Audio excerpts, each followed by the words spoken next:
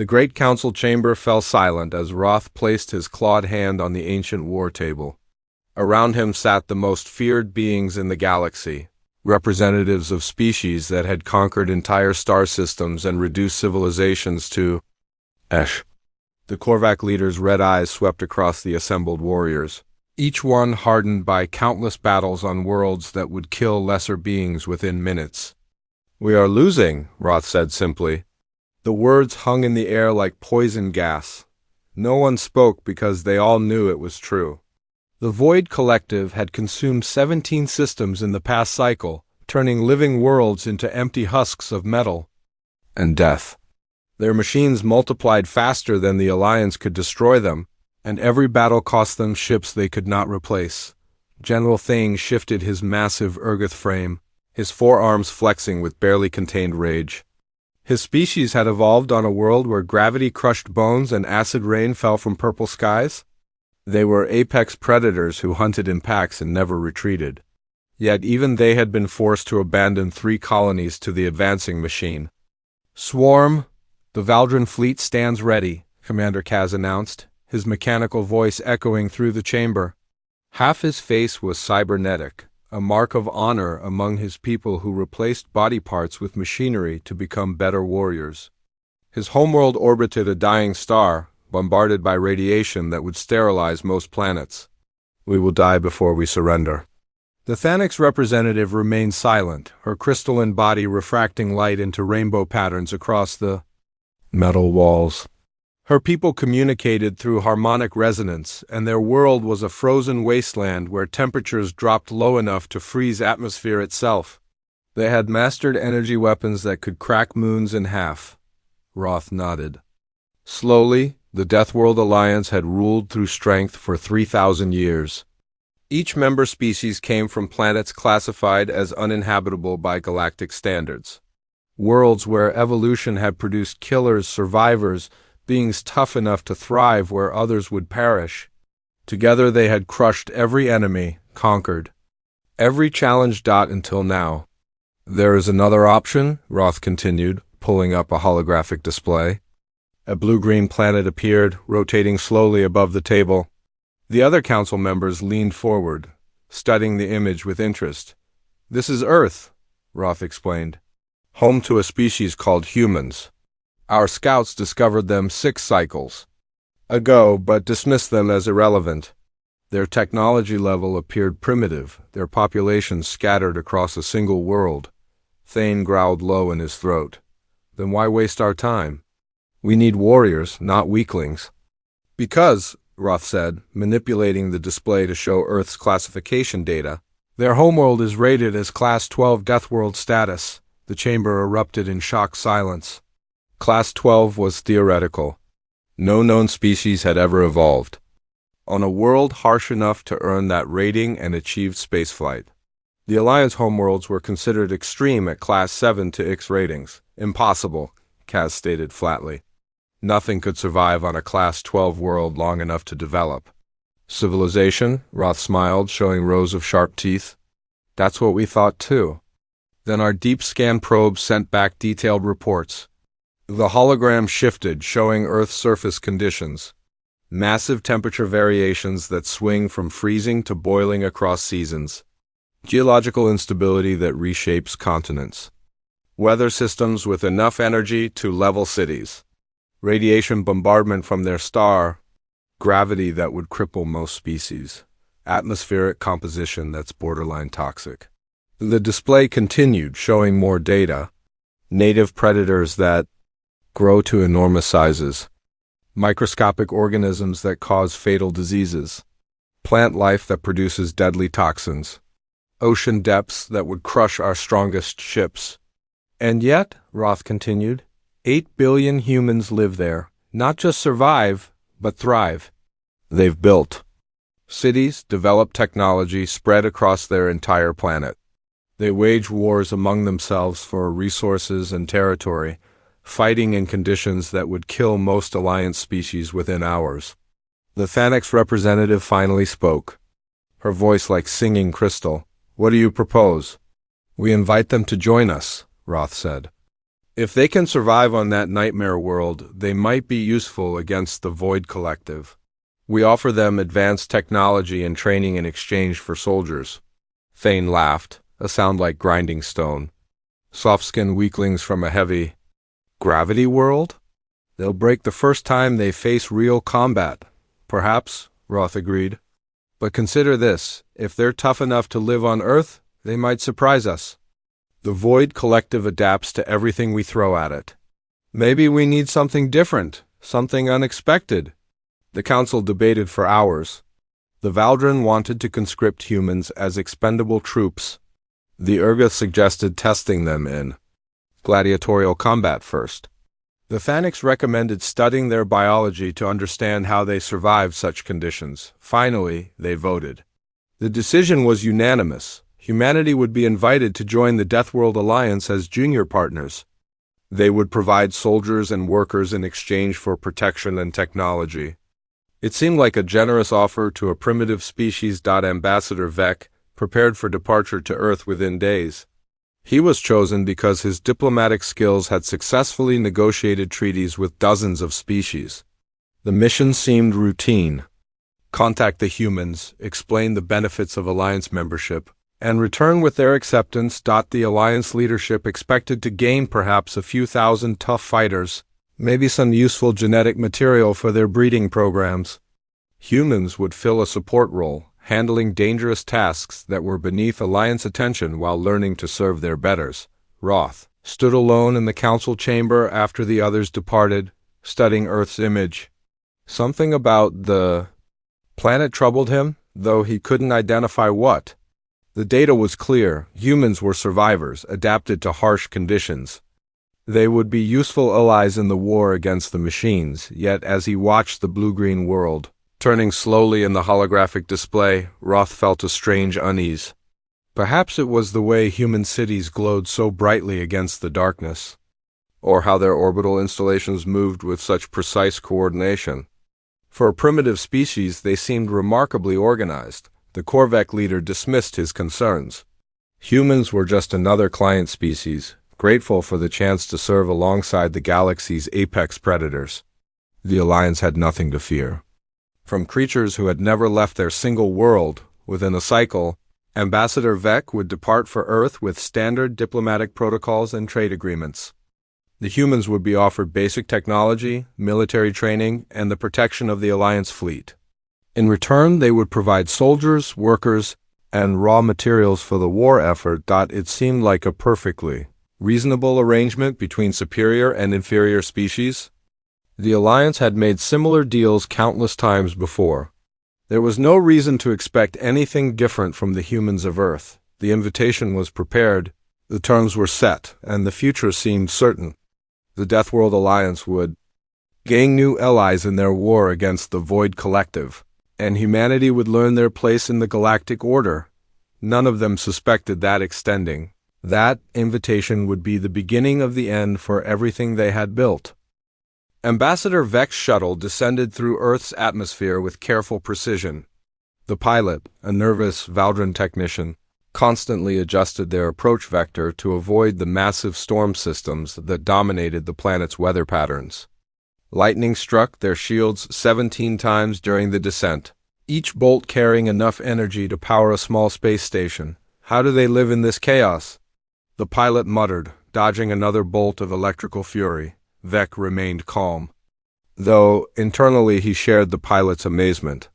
The planet's surface was a patchwork of extreme environments, deserts that glowed with heat, frozen wastelands that stretched beyond horizons, and forests so dense they blocked sunlight completely.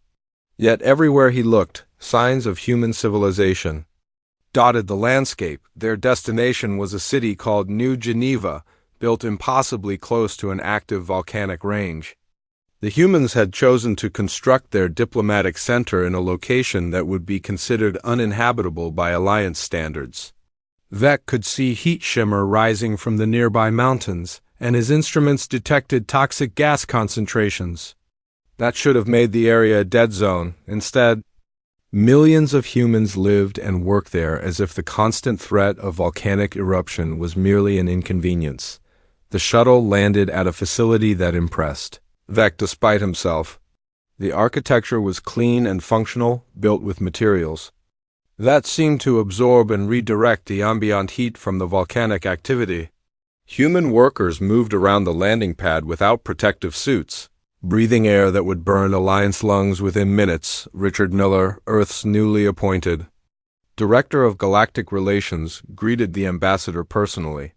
He was typical of his species, smaller than any Alliance member, lacking natural weapons or obvious defensive adaptations, with soft skin that seemed impossibly vulnerable. Yet he walked with the confidence of a predator. "Welcome to Earth, Ambassador." "Vec," Richard said, extending his hand in the human greeting gesture. "We're honored by your visit." Vec accepted the handshake and immediately regretted it. The human's grip was far stronger than expected, and his skin radiated heat like a furnace. More disturbing was the casual way Richard maintained eye contact, something only apex predators did consistently. "The Alliance offers humanity a great opportunity," Vec began his prepared speech. "Membership in our coalition will provide protection, technology, and purpose for your species. In return, we ask only for your service in our war against the Void Collective." Richard listened attentively, occasionally asking questions that showed a disturbing understanding of galactic politics for someone from an isolated world. When Vec finished explaining the terms, the human smiled in a way that made the ambassador's survival instincts twitch. "That sounds very reasonable," Richard agreed.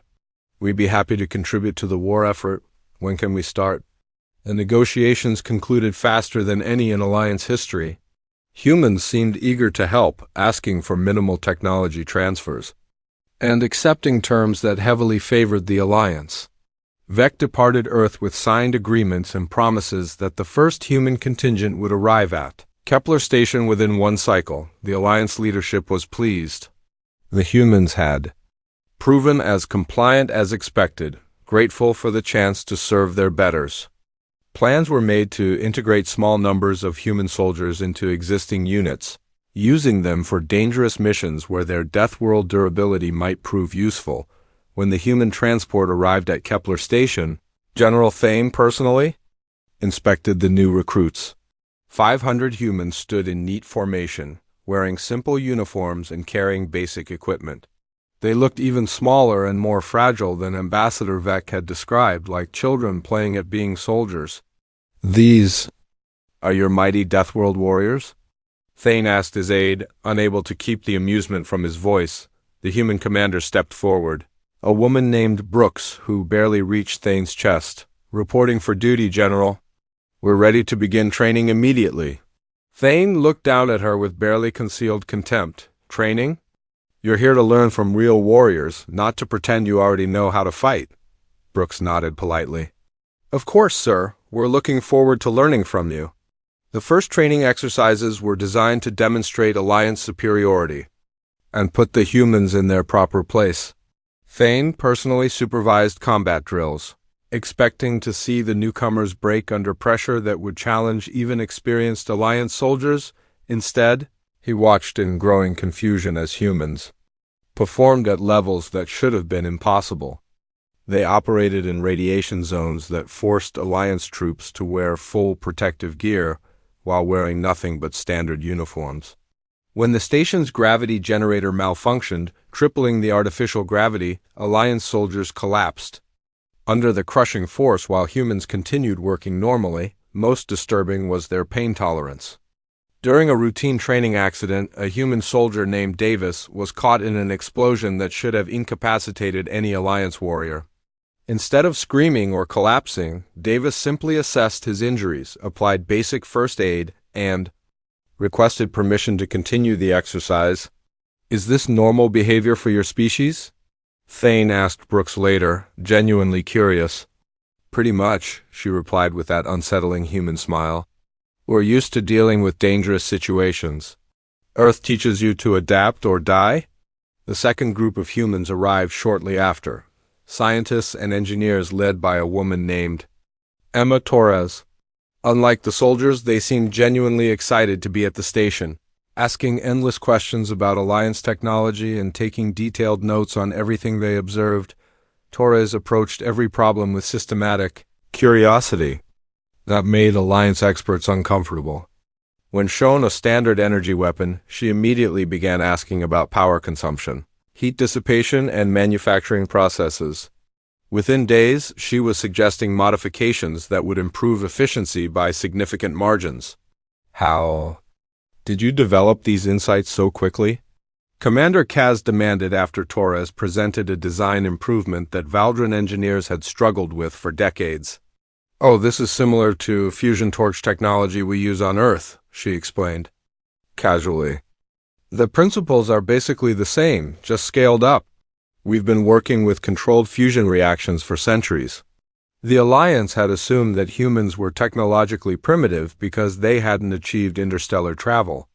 They hadn't considered that a species trapped on a Deathworld might develop extremely advanced technology simply to survive their environment. Phillips, the chief human engineer, proved equally troubling.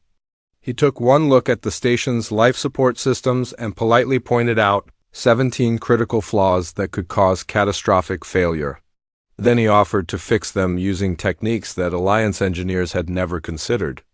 "We've had to build redundant systems on Earth," Phillips explained while upgrading their air recyclers. "When your environment is constantly trying to kill you, you learn to plan for every possible failure mode." Within a month, human modifications had improved station efficiency by 40% and reduced maintenance requirements by half. They accomplished this while being unfailingly polite and helpful, treating their improvements as minor favors rather than revolutionary advances. The most unsettling incident occurred during a routine inspection of the station's outer hull. A section of shielding failed, exposing the maintenance area to hard radiation and toxic gases from a nearby nebula. Alliance protocols called for evacuation and sealed environment repairs that would take weeks to complete.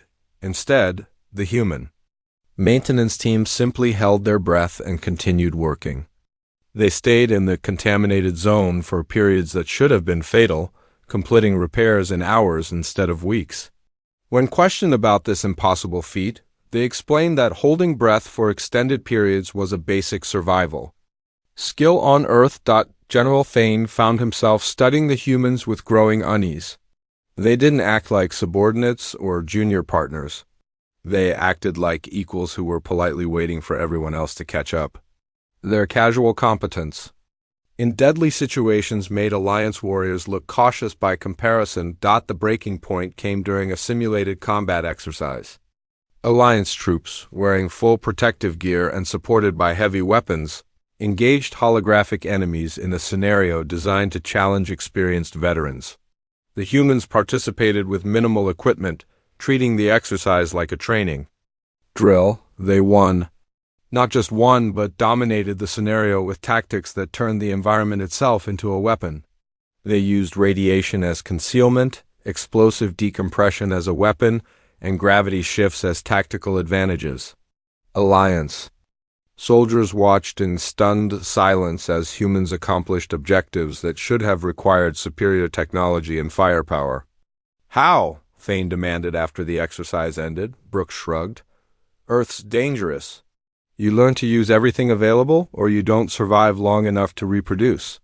That night, Thane sent an urgent message to Alliance Command. The humans weren't the grateful primitives they had expected. They were something else entirely, something that made the Urgoth general feel like prey for the first time in his life. The Meridian system burned with the cold fire of battle as Alliance and Void collective forces clashed among the asteroids. Metal fragments drifted through space like metallic snow, remnants of ships that had been reduced to scrap in seconds. The machine intelligence had arrived in force, thousands of geometric vessels that moved with perfect coordination, converting everything they touched into more of themselves.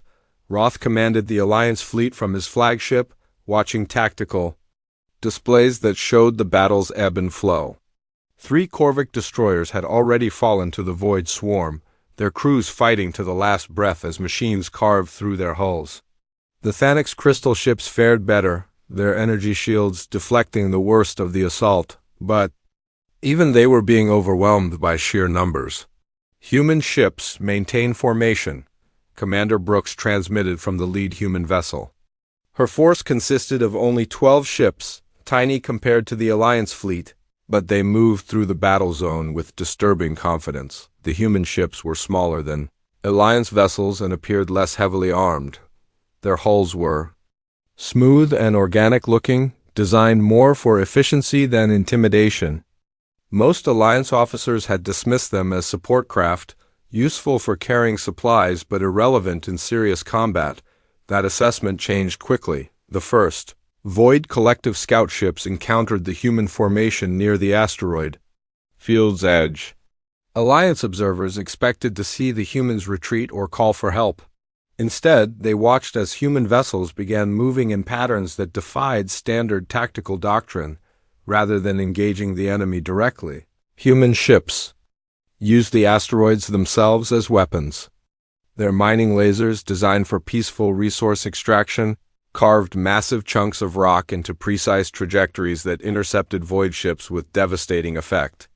What looked like retreat was actually hurting, positioning enemy vessels exactly where the humans wanted them. Unknown tactical pattern, Admiral Kaz reported, his mechanical voice carrying a note of confusion. Human ships are not following any recognized combat formation. Brooks responded immediately. We're not fighting them, Admiral. We're hunting them. The distinction became clear as the battle progressed. Alliance forces attacked the void ships head-on, using superior firepower and armor to overwhelm their targets. It was the way civilized species had fought for millennia: honor, courage, and direct confrontation. The humans fought like Earth predators. They studied their prey, identified weaknesses, and struck with surgical precision. Instead of trying to destroy void ships through brute force, they targeted specific systems that would disable rather than destroy. Crippled enemy vessels were then captured and studied, their technology reverse-engineered in real time. They're learning, Dr. Torres reported from the human science ship. Each void unit we capture tells us more about their network architecture. I think I can develop a virus that will corrupt their command protocols. Roth felt a chill that had nothing to do with the cold vacuum of space. The Alliance had been fighting the Void Collective for cycles, treating them as an unstoppable force of nature. The humans had been in combat for less than an hour and were already developing countermeasures that Alliance scientists hadn't considered possible. The virus Torres created spread through the Void network like poison through veins, affected ships began attacking each other, their perfect coordination dissolving into chaos. Within minutes, the enemy formation collapsed as machines turned on their own kind. How did you do that? General Thane demanded over the communication channel. We studied them, Torres replied simply. Every system has vulnerabilities if you know how to look. The Void Collective operates on networked intelligence, so disrupting their communication protocols causes cascade failures. The battle became a rout. Void ships fled the system as their network integrity collapsed, leaving behind thousands of disabled vessels for the Alliance to capture. It was the first decisive victory against the machines in over a year, achieved through methods that Alliance commanders couldn't even understand. During the post-battle analysis, the human contribution became impossible to ignore. They had provided tactical innovation, technological breakthroughs, and strategic thinking that turned certain defeat into overwhelming victory. More disturbing was how easily they adapted Alliance technology to their own purposes. You're mining.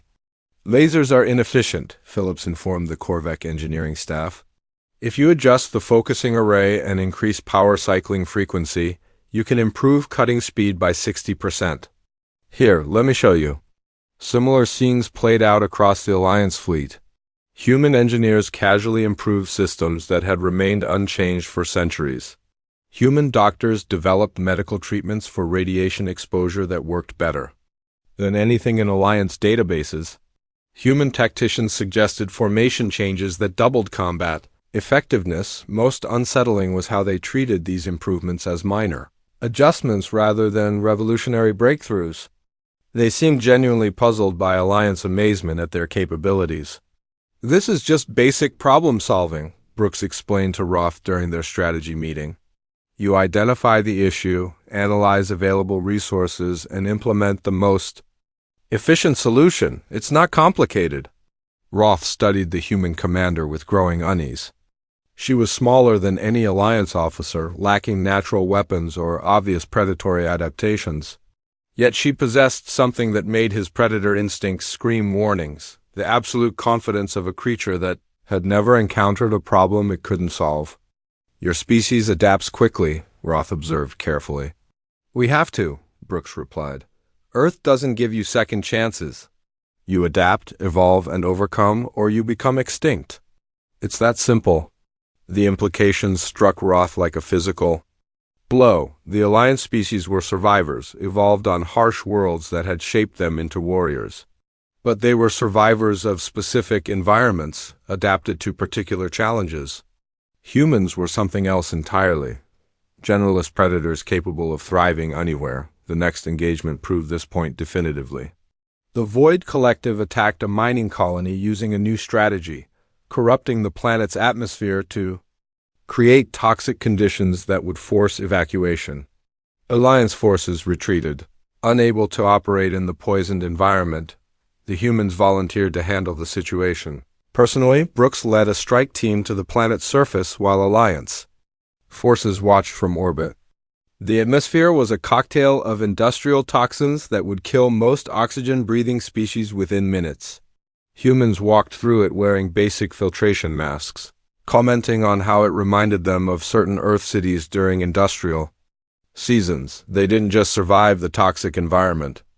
They used it tactically. Human soldiers moved through poisonous fog banks that provided perfect concealment while systematically hunting down void infiltration units. They turned environmental hazards into advantages with the same casual efficiency they applied to everything else. Status report, Roth requested after the humans had been planetside for 6 hours. All void units eliminated, Brooks responded. We've also identified the source of atmospheric contamination and developed a neutralization protocol.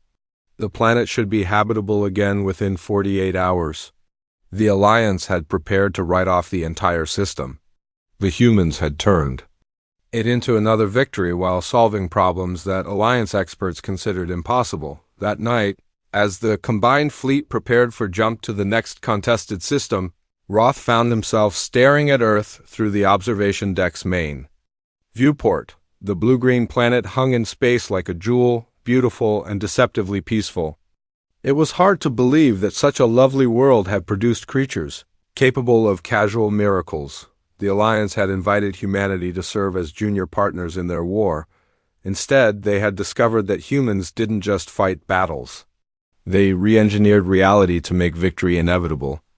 They approached every challenge with systematic curiosity and absolute confidence that solutions existed. More troubling was the way they shared their innovations freely, treating Alliance members as equals rather than superiors.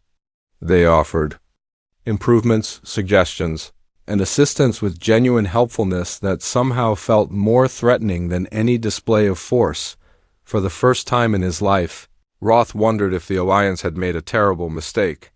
They had expected to gain useful allies in their war against the machines. Instead, they had introduced a species that made Alliance achievements look primitive by comparison. The war against the Void Collective was being won, but at a cost the Alliance was only beginning to understand. Every victory revealed new depths of human capability. Every solution demonstrated just how far behind their supposed allies truly were. The Deathworld species that had ruled the galaxy for millennia was starting to feel like children playing with toys they didn't understand. And the humans, with their patient smiles and helpful suggestions, were the adults who had come to fix everything that was broken. The emergency session convened in the deepest levels of Kepler Station, in chambers that hadn't been used since the Alliance's founding. Security protocols that had protected state secrets for millennia sealed the room against any form of surveillance or intrusion. The 4 species leaders sat around a table that had witnessed the planning of 1,000 conquests, now gathering to discuss their growing fear of their newest allies. They know too much, General Thane stated bluntly, his 4 arms crossed, in a gesture of deep unease. Human engineers have accessed our core military databases, studied our ship designs, analyzed our tactical doctrines. They've learned more about Alliance capabilities in 3 months than some member species know after centuries of partnership. Commander Kaz nodded, his cybernetic components whirring softly as he processed data streams. Valdrin intelligence reports that human technical specialists have identified weaknesses in our defensive systems that we weren't aware existed. They've submitted improvement proposals that would effectively redesign our entire military infrastructure. The Thanix representative Selyu chimed like breaking crystal as she communicated her concerns. They observe everything, question everything, understand everything. Human scientists have requested access to our most classified research projects, claiming they want to help improve our efficiency. Roth leaned back in his chair, studying the holographic reports floating above the table.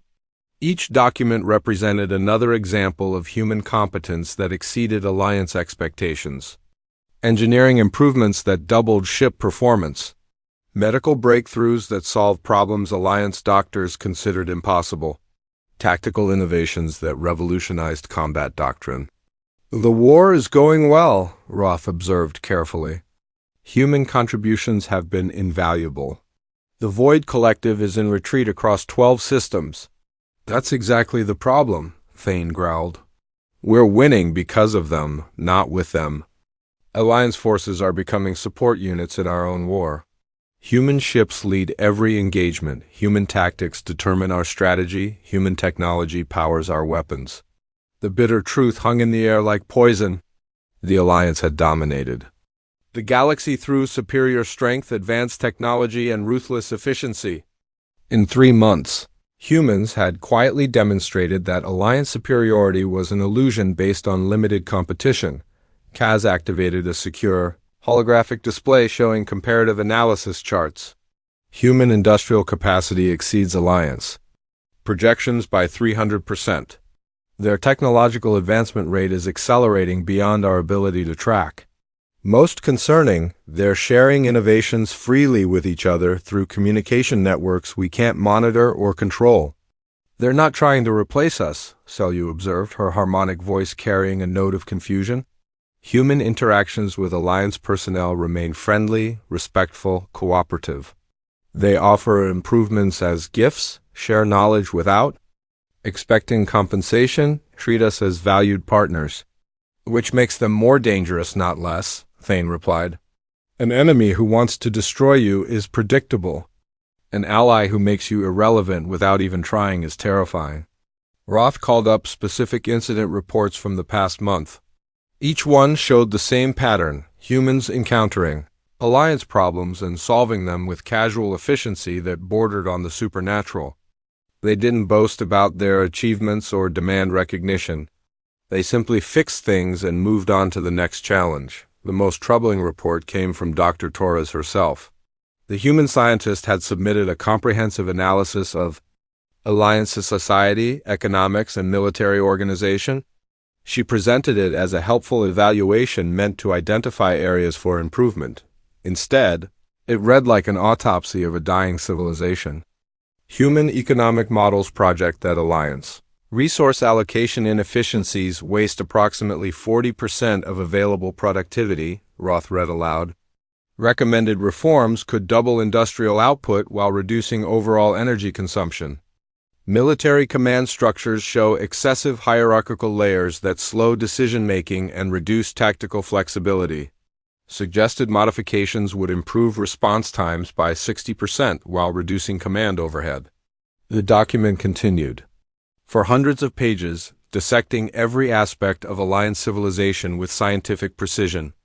Torres had identified problems the Alliance didn't know existed and proposed solutions they couldn't implement without fundamentally changing their entire society. She's not wrong, Kaz admitted reluctantly. Valdrin engineers have analyzed her recommendations. Every suggestion would work exactly as described. The improvements would be revolutionary. That's what scares me, Roth replied. She wrote this analysis in her spare time, as a favor. This represents casual observation of our society, not dedicated study. What else do they understand about us that we don't understand about ourselves? Thane stood and began pacing, his massive frame moving with predatory restlessness. I've watched human soldiers train with Alliance forces. They're not learning from us anymore. They're teaching us, correcting our techniques, showing us better ways to fight. My own officers come to me with suggestions that came from human advisors. The psychological impact was devastating. Alliance species had built their identity around being the galaxy's apex predators, superior to lesser races through strength and cunning. Humans had quietly demonstrated that Alliance achievements were amateur hour compared to what evolution could produce on a real Deathworld. There's something else, Selyu chimed, her crystalline form flickering with distressed colors. Human behavior patterns don't match any known psychological profiles. They show no signs of ambition, territorial aggression, or dominance seeking. They appear genuinely content to help others achieve their goals. Roth felt a chill that had nothing to do with the station's climate control. That's not natural. Every intelligent species seeks advantage for itself.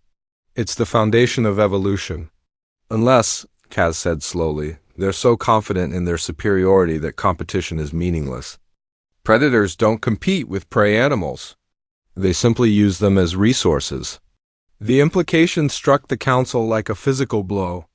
They had been thinking of humans as another warrior species, equals in the galactic arena. The evidence suggested something far more disturbing. Humans were so far beyond Alliance, capabilities that they viewed other species as children to be helped rather than rivals to be defeated. Strategic assessment, Roth commanded, activating the Council's war planning protocols. What happens if human influence continues to grow unchecked? The computer models were terrifying in their implications. Human technological advancement would render Alliance military systems obsolete within 5 years. Their economic efficiency would make Alliance industry irrelevant within a decade. Their problem-solving capabilities would reduce. Alliance civilizations to client states dependent on human guidance for survival, not through conquest or aggression, but through simple competence. They'll remake the galaxy in their image, Thane sighed quietly. Not because they want to dominate us, but because they can't help fixing everything they see as broken. To them, we're not enemies or equals. We're problems to be solved. The Council voted in absolute silence. When the tally was complete, the decision was unanimous. The human question had only one solution: complete elimination of the species before they could complete their unconscious conquest of galactic civilization. The human task force is scheduled to engage void forces in the outer spiral, Roth announced. They'll be isolated, cut off from Earth, operating at maximum distance from their home support systems. The perfect opportunity. Kaz began calculating fleet dispositions. Combined Alliance forces can reach Earth while their military is deployed. Planetary bombardment will sterilize the surface before they can react or retreat. No warnings, no ultimatums, no negotiations, Thane added. We eliminate the entire species quickly and claim the Void Collective destroyed them. The galaxy never learns what Earth was capable of producing. Selyu's harmonic voice carried a note of regret. They've been good allies. Helpful, innovative, cooperative. This feels like betrayal. It is betrayal, Roth agreed. But it's also survival. The Alliance has ruled for 3,000 years because we eliminate threats before they become insurmountable. Humans aren't evil or hostile, but they're the most dangerous species we've ever encountered. The meeting dissolved as each leader returned to their fleets with sealed orders. Within days, the largest Alliance armada in history would depart for Earth while human forces were engaged in the outer spiral. The timing would be perfect, the execution flawless. The human question would be answered permanently. As Roth prepared to board his flagship, he paused at the observation deck for one last look at Earth. The blue-green world hung in space like an accusation, beautiful and deadly beyond measure. Somewhere on that planet, 8 billion humans continued their daily lives, unaware that their helpful nature and casual competence had sealed their fate. Forgive us, Roth whispered to the empty void. Then he turned away and walked toward the greatest act of genocide in galactic history. The Alliance Armada dropped out of hyperspace at the edge of Earth's solar system like a swarm of metal predators. 2,000 ships representing the combined might of 4 warrior civilizations moved in perfect formation toward the blue-green world that hung defenseless in the void. Admiral Roth commanded the fleet from his flagship, watching tactical displays that showed no sign of human military presence. "Long-range scans confirm intelligence reports," his tactical officer announced. "The human fleet is engaged with void forces in the outer spiral, exactly as projected.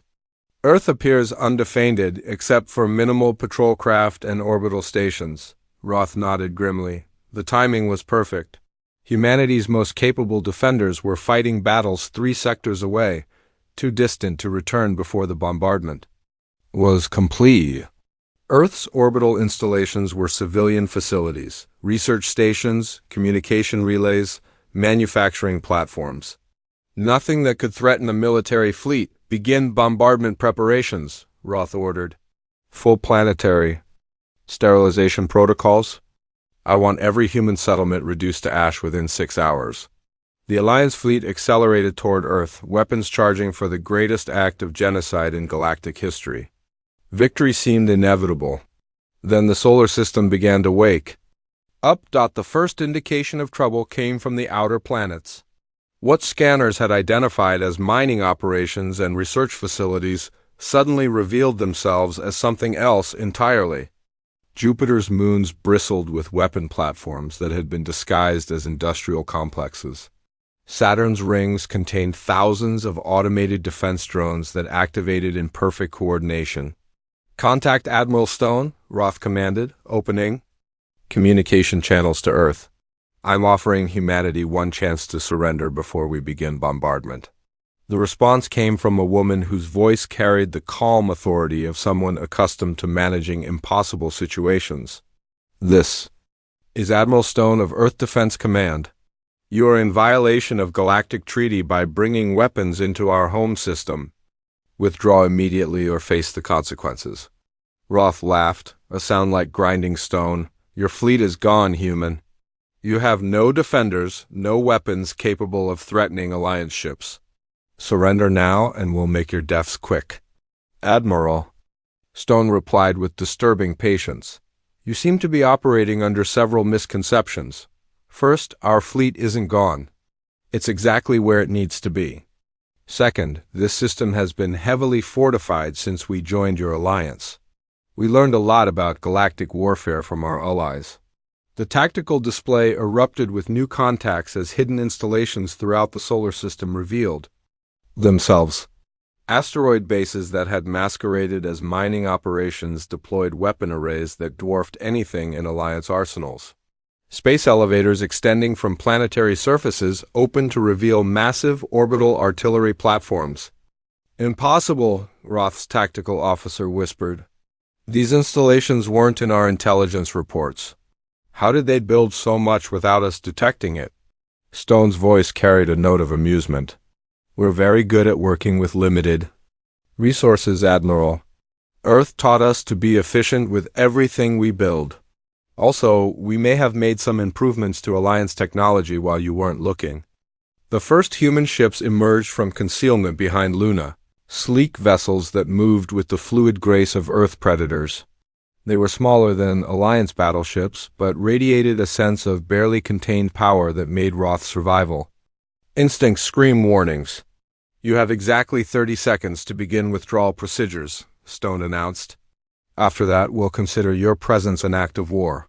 Roth snarled and opened fire. The Alliance fleet unleashed devastating volleys that had shattered worlds and reduced civilizations to cosmic dust. Energy beams lanced across space toward human installations with enough power to crack moons. The beams struck defensive shields that shouldn't have existed and dissipated harmlessly. Worse, the humans didn't just defend themselves. They began to retaliate with weapons that turned physics into a suggestion rather than a law. Human artillery platforms fired projectiles that moved at significant fractions of light speed, guided by targeting systems that predicted enemy movements before they happened. Alliance ships found themselves dodging weapons that had been fired at where they would be, not where they were. "They're using the gravity wells," Roth's navigator reported in panic. "Human weapons are using planetary gravity to accelerate projectiles beyond theoretical limits. The solar system itself is their weapon." The battle became a nightmare of impossible physics and casual impossibilities. Humans use solar storms as cover, redirecting stellar radiation into focused beams that cut through Alliance armor like paper. They turned the asteroid belt into a kinetic weapon, using gravitational slingshots to hurl mountain-sized rocks at velocities that made them unstoppable. Most terrifying was their coordination. Every human installation, every ship, every weapon platform operated as part of a single vast intelligence that anticipated Alliance tactics and countered them before they could be implemented. It was like fighting the solar system itself. "Sir," his communication officer called out, "we're receiving a transmission from the human task force in the outer spiral." The main display activated to show Commander Brooks aboard her flagship, her calm expression unchanged despite the cosmic battle raging around Earth. Behind her, Alliance ships burned as humans systematically disabled the fleet that was supposed to be their allies. "Admiral Roth," Brooks said conversationally, "I'm afraid we received word about your little expedition to Earth. We've taken the liberty of securing your forces here to prevent any misunderstandings." "Securing?" Roth demanded. "Your crews are unharmed," Brooks assured him. "We've simply disabled your ship's offensive capabilities and placed them under protective custody. We don't believe in unnecessary violence, even against people who've betrayed us." The tactical display showed the truth of her words. Every Alliance ship in the outer spiral had been systematically disabled without being destroyed. Their crews were alive but helpless, prisoners of their former allies who had anticipated the betrayal and planned accordingly. "How?" Roth whispered. Brooks smiled with that disturbing human patience. "We're very good at reading people, Admiral.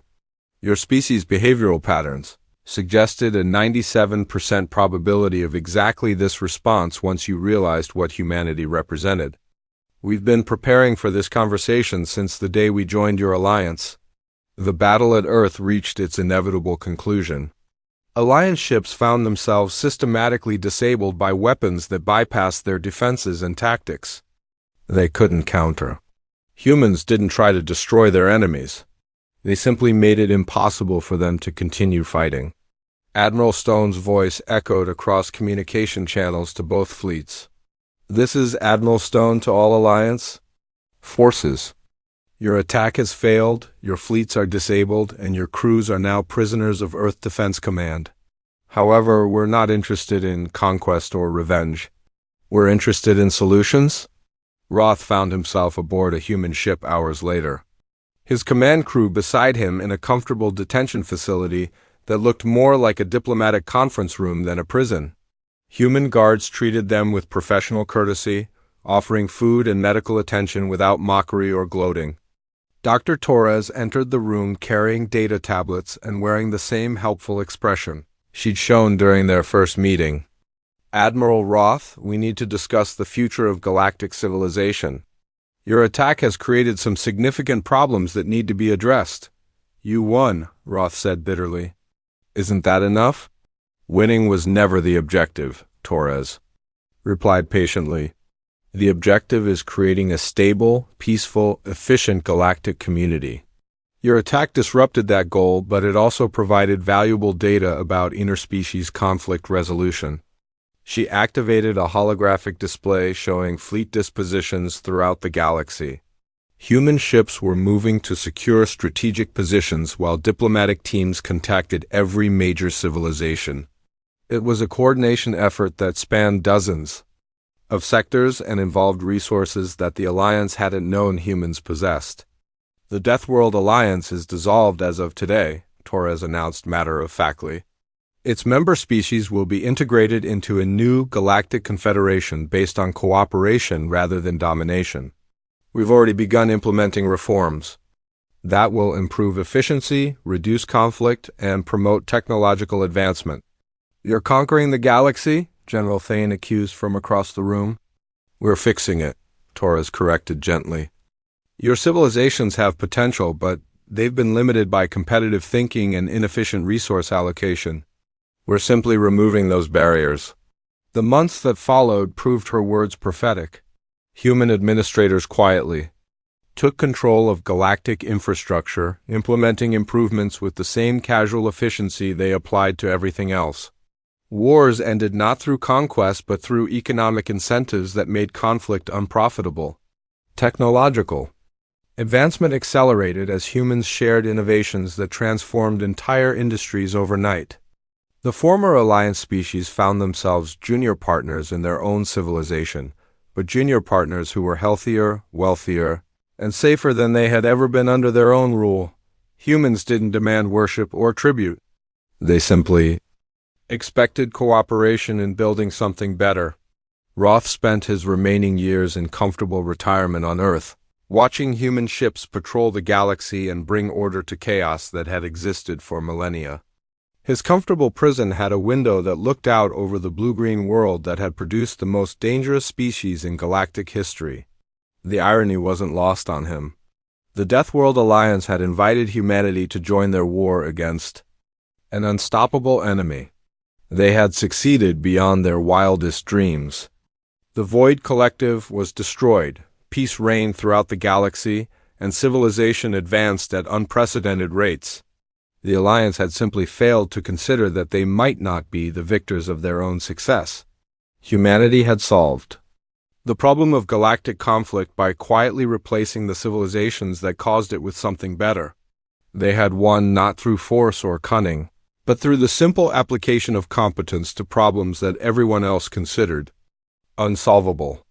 As Roth watched human children playing in gardens that bloomed despite Earth's hostile environment, he finally understood what his species had truly encountered. They hadn't invited warriors or allies to join their coalition. They had accidentally awakened something that viewed the entire galaxy as a broken system in need of repair. The repair was now complete, and humanity had inherited the stars not through conquest, but through the simple fact that they were the only species capable of making everything work properly. The Deathworld Alliance's undoing hadn't been their cruelty or their betrayal. It had been their fundamental failure to understand that true apex predators don't just survive in impossible environments. They remake those environments to suit their needs, one helpful improvement at a time.